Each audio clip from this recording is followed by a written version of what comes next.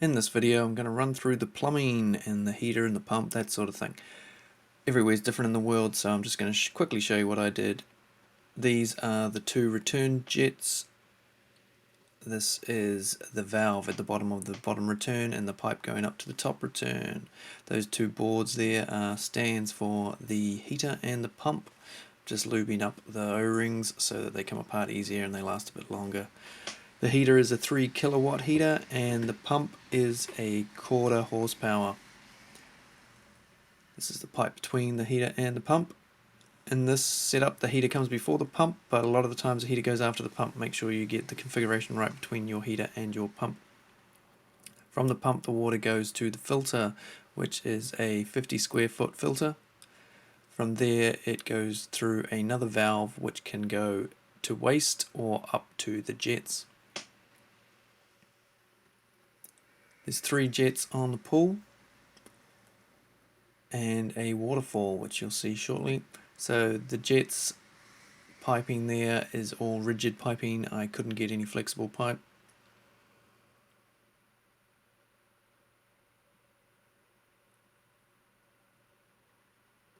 That's the pipe that goes to waste down the bottom there. There's the jet pipes almost complete. That pipe on the right near the filter is the one that will go to the waterfall. Always make sure you mark your pipes when you're doing complicated glue ups so that you get everything in the right angle. And there we are, she's all done there, ready to go. Just need some water. Oh, the waste pipe's not put in yet. When it comes to gluing your pipes together for pool plumbing, first get your 2 parts, make sure they're nice and clean. I cut my pipe on a drop saw with a nice fine tooth blade. That gets a real good finish, no need to remove any burrs or anything, it's nice and smooth. I leave the ends square because on the pool parts, often a square flat surface for it to pop into. Dry fit them first. Then get your primer, wipe the inside of your socket here and the outside of your pipe to be attached. You can use this as a sort of cleaning fluid. These pipes are pretty clean, so I'm not worried about that. This sort of etches into the pipe, starts melting the plastic a little bit. Next, make sure you get a high pressure glue. Some people say you don't need it, but you might as well use the high pressure one. And you smear that on the inside of your socket first, then the outside of your pipe. So inside of socket, and then your light fails on you. Outside, smear it on.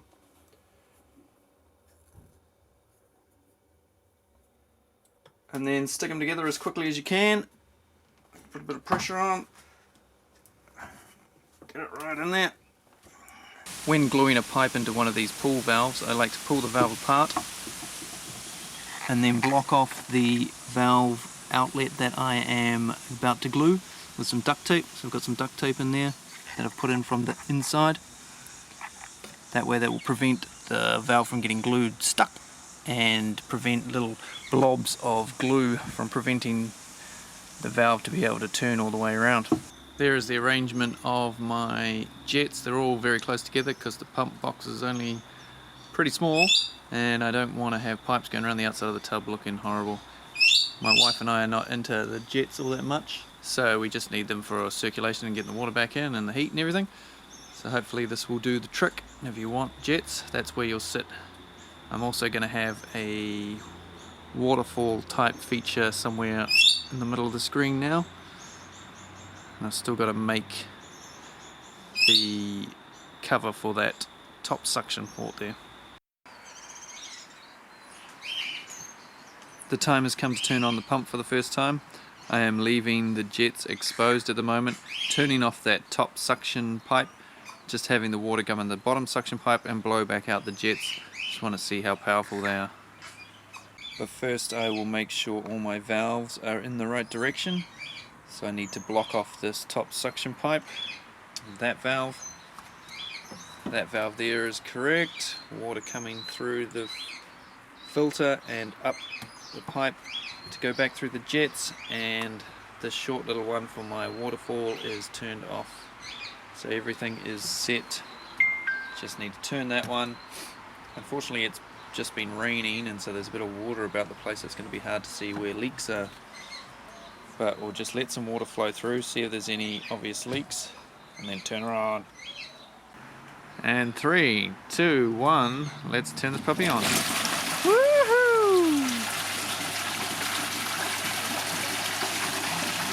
Yeah, little bitty.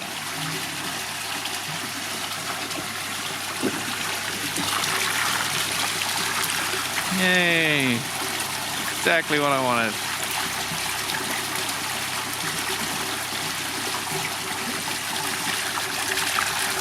So they work. We can fill her up now.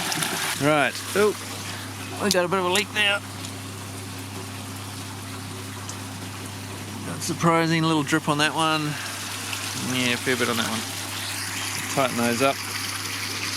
Everything else looks pretty good. As you fill your tub, you will get leaks like this. This water is running down from the highest point at the moment, running down, hitting that band and shooting off. It looks much worse than it is. Don't panic. You need to fill the tub about 100 to 150 mil, 4 to 6 inches each day, and let it soak up the timber. So I'm now up to 900 millimeters deep.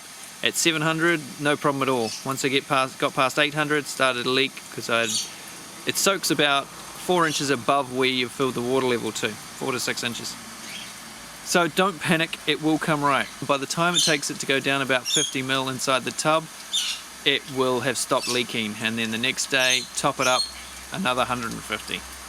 Just do it like that. Might take a couple of weeks to stop all the leaks, but don't panic, they will stop. Disclaimer, if they don't stop, not my fault.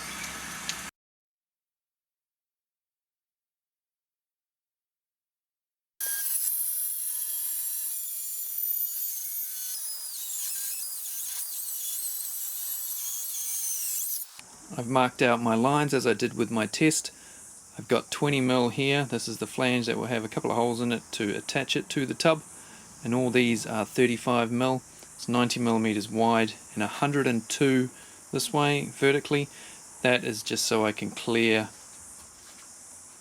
the blades here down the sides so that it ends up looking like this. Before I do that, however, I'm going to drill all the holes in it. I'm not sure how I'm going to do that just yet.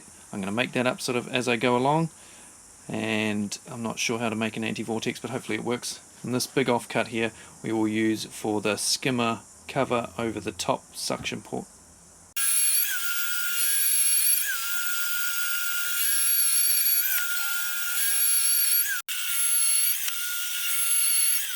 Make sure you've got a bit of spare time when you start doing this. It takes a while.